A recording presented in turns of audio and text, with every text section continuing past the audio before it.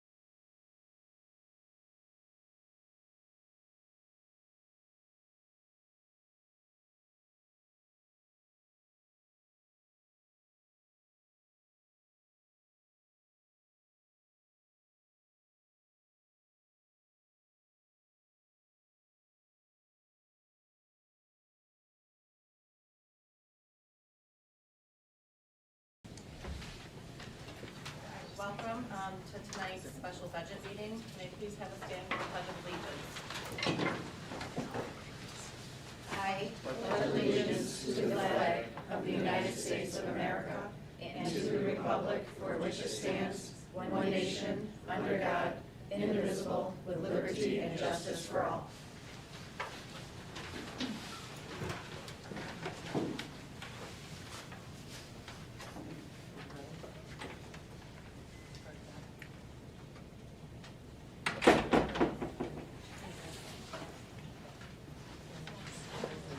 Okay, can I have a motion to go into executive session, please? Ed first, Elisa second, all in favor? This is to discuss specific personnel or just positions related to the budget? Oh, I'm sorry, I was looking for my paper.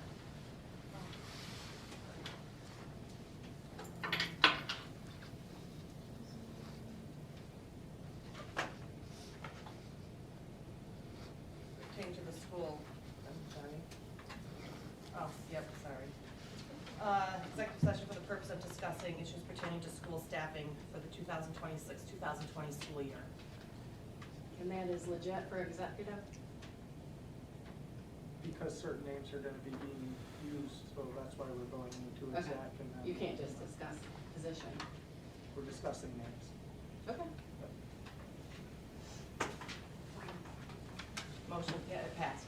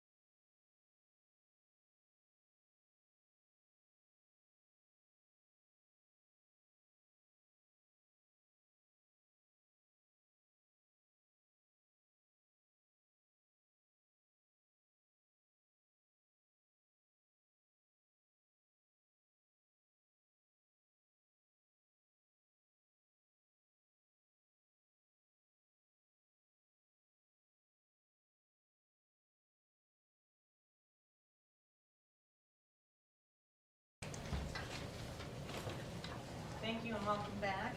Next on the agenda, we have our personnel report.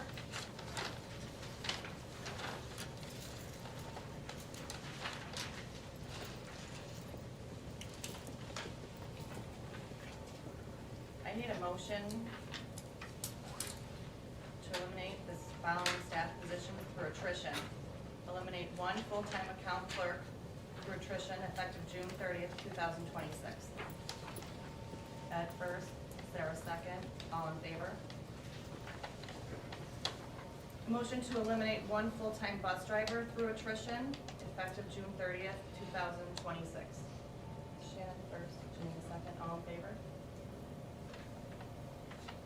A motion to eliminate one full-time elementary teacher through attrition effective June 30th, 2026. Shannon first, Ed second, all in favor? All in favor. Motion to eliminate one full-time family and consumer sciences teacher through attrition effective June 30th, 2026. Sarah first, Shannon second, all in favor? All in favor, motion passed. A motion to eliminate one full-time math teacher through attrition effective June 30th, 2026. Janine first, Ed second, all in favor? All in favor, motion passed. A motion to eliminate one full-time Spanish teacher through attrition effective June 30th, 2026. Shannon first, Ed second, all in favor? All in favor, motion passed. A motion to eliminate one full-time technology teacher through attrition effective June 30th, 2026. Janine first, Elisa second. All in favor? All in favor, motion passed. And a motion to eliminate two full-time teaching assistants through attrition effective June 30th, 2026. Ed first, Elisa second. All in favor? All in favor, motion passed. Next, we have the elimination of staff positions through reduction and or layoff. A motion to eliminate one full-time building maintenance mechanic through staff reduction effective June 30th, 2026. Lisa first, Shannon second, all in favor? All in favor, motion passed. A motion to eliminate one full-time English teacher through staff reduction effective June 30th, 2026. Janine first, Sarah second, all in favor? All in favor, motion passed. A motion to eliminate two full-time teaching assistants through staff reduction effective June 30th, 2026. Sarah first, Lisa second, all in favor? All in favor, motion passed.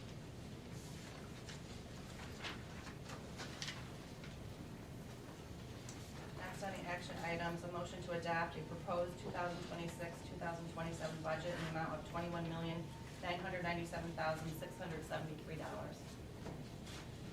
Shannon first, Ed second, all in favor?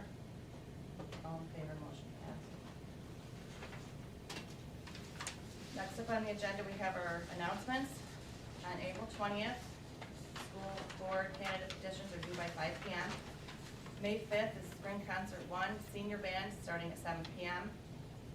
May 7th, Spring Concert 2, it's for first and third graders, at 6 p.m. May 8th and 9th is the Solo Festival at Central Valley CSD.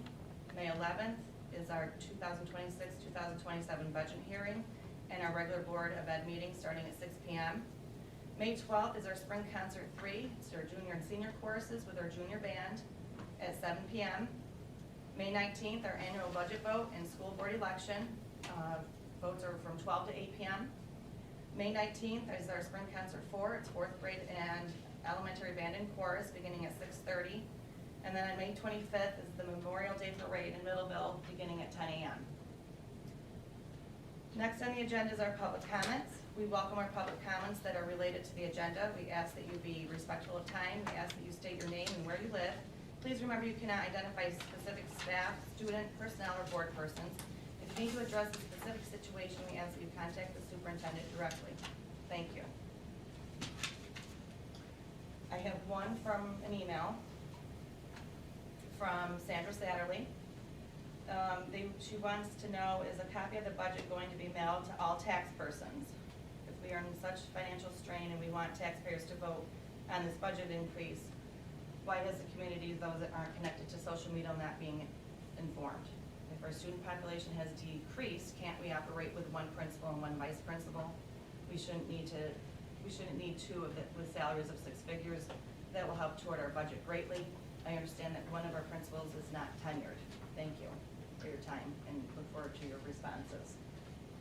As for the copy of the budget going, it will be mailed to all taxpayers relatively shortly. We're in financial strain. We do broadcast every board meeting via YouTube. We use social media. We'll be mailing the budget newsletter out. Also, if community members at any point have any concerns, they can always contact the district office. As for the population decrease, our population is right around 650 students, which makes it with 2 separate buildings, which does make it difficult when you're dealing with K-6, pre-K-6 information and 7-12 information. But we're always looking at all cost savings. But at this point in time, it would be difficult to operate with one building principal.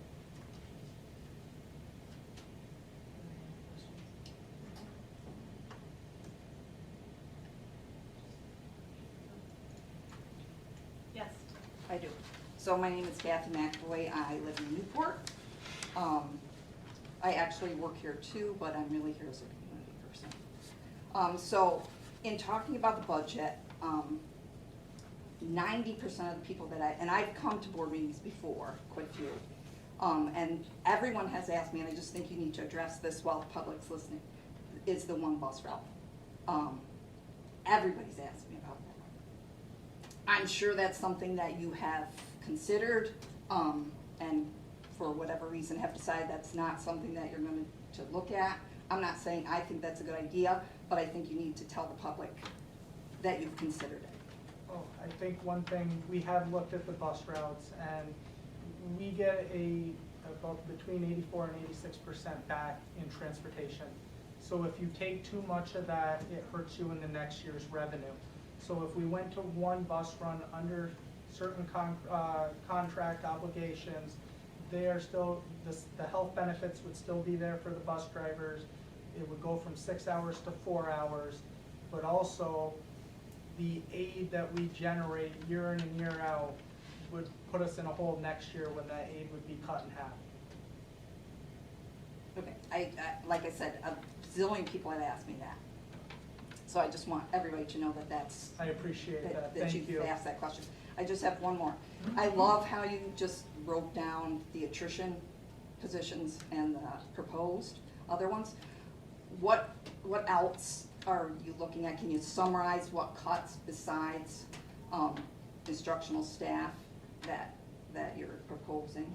We've also looked at, limiting, Christmas tournaments, things like that. We just can't do that in this time of, with athletics, not replacing uniforms for another year, putting that off, not purchasing equipment that might need to be purchased, but we can do without for the time being.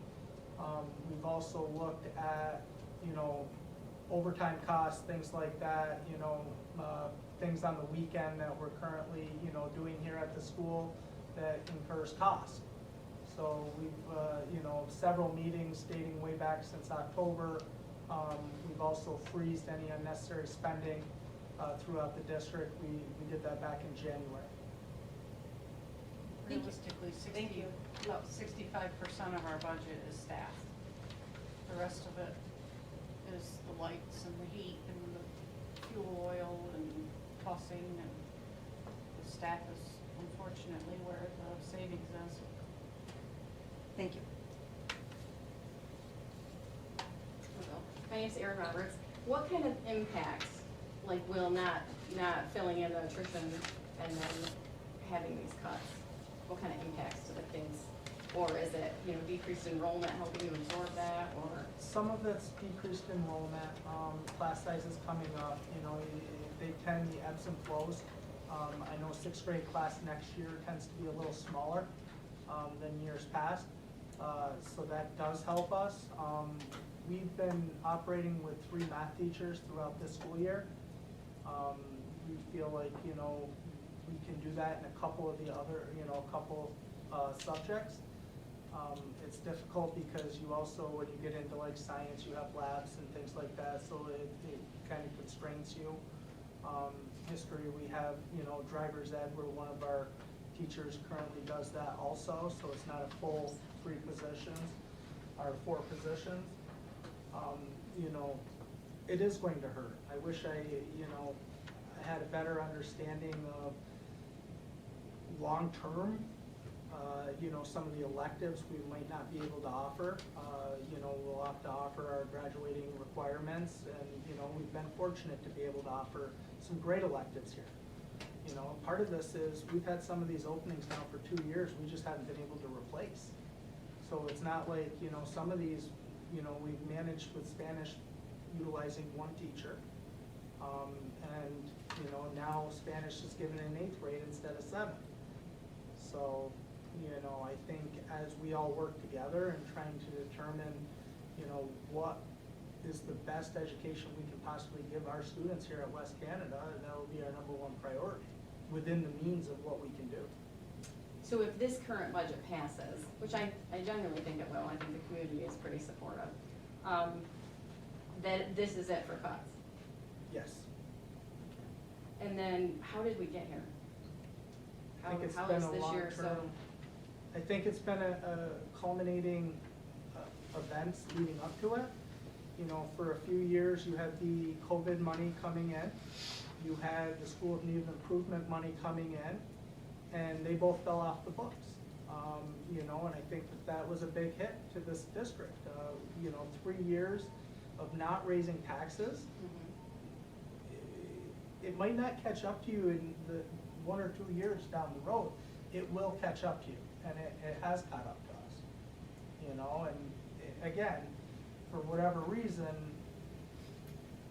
we need to kind of put ourselves back in a fiscally stable position, not looking year to year, but looking at a 5-year term, like 5-year plan on how we can continue to monitor our staff and make sure our staff are in line with the number of students.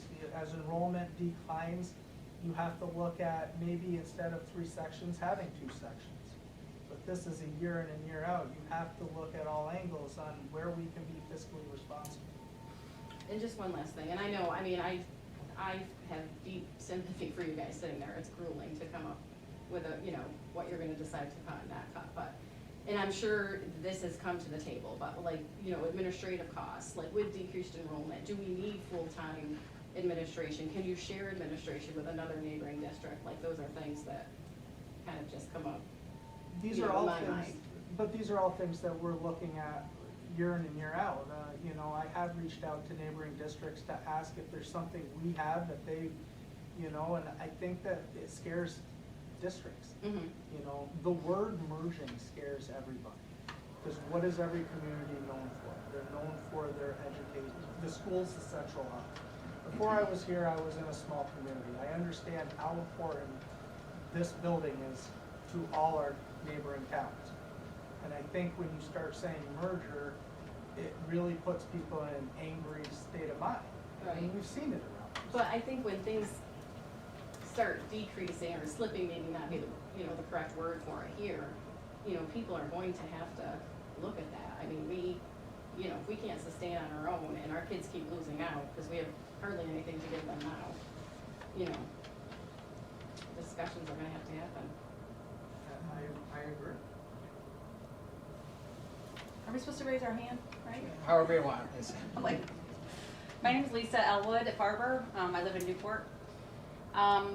Maybe there's this indigenous poem somewhere back in American history that talked about the 7-year, I think, 700 years.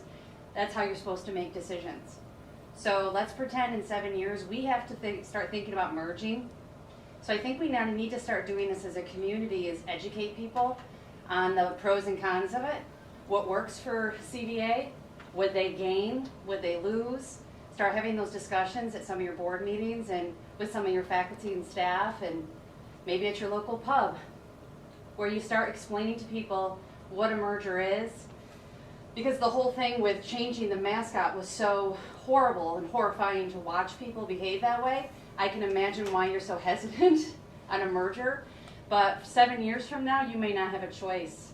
So you might want to start talking to people about it now, and asking people from CVA to come and start speaking at some of your events and sharing some of the things that they liked that came out of the merger. And of course, pointing out some of the things they wished they had done differently.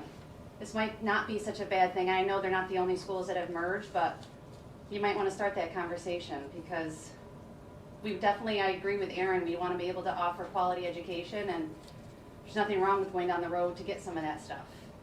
And I think And then welcoming them here, you know, for what our strengths are. I think that some of that conversation is going to be spearheaded at the state level too, because Yeah. one thing going on right now is the regionalization, which is really another term for, you know. Merging. Yes. Yeah.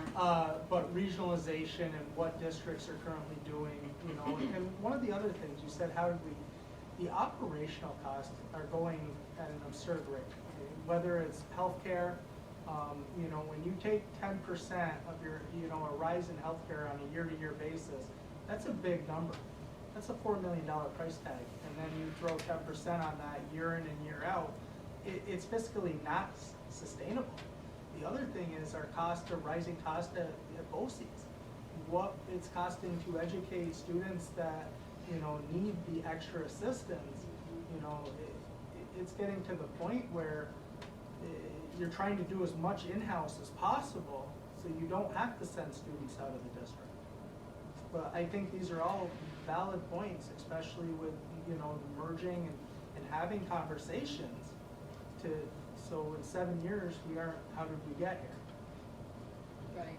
Yeah, I mean, 0% is the past. Yep. Unfortunately. And that's all I'm focused on right now. You know, I came in January of '24. I'm focused on the future. How can we sustain long-term here at West Canada Valley? And be fiscally responsible.